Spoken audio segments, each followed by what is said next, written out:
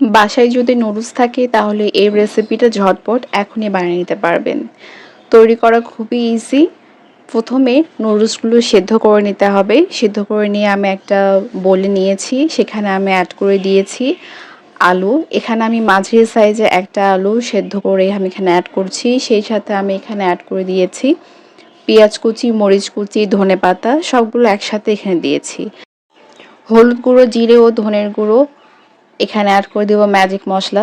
Magic মশলাটা এখানে add করে দিলে টেস্টটা অনেক বেশি ভালো আসে। আর লাস্টে দিয়ে দিব স্বাদমতো লবণ। দিয়ে খুব ভালোভাবে সবকিছু দিয়ে মিক্সড করে নিতে হবে।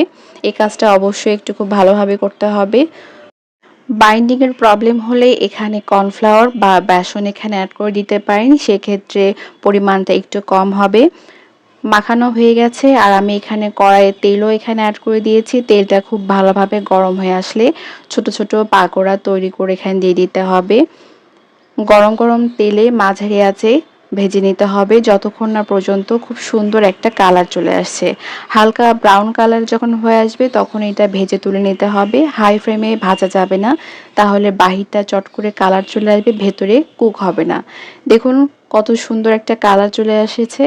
যখন এরকম কালার চলে আসবে তখন এটা উঠিয়ে নিতে হবে। এক এক করে সবগুলো পাকোড়াই আমি তৈরি করে নিব।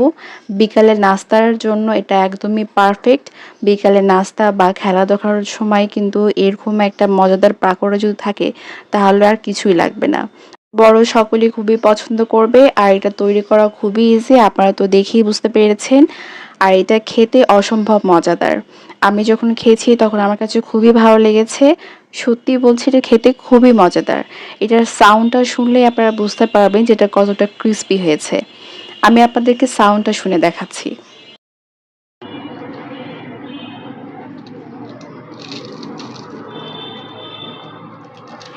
পাকোড়ার রেসিপিটি অবশ্যই জানাবেন যে কেমন লেগেছে। লাইক করবেন আর পেজটি ফলো করে পাশেই থাকবেন।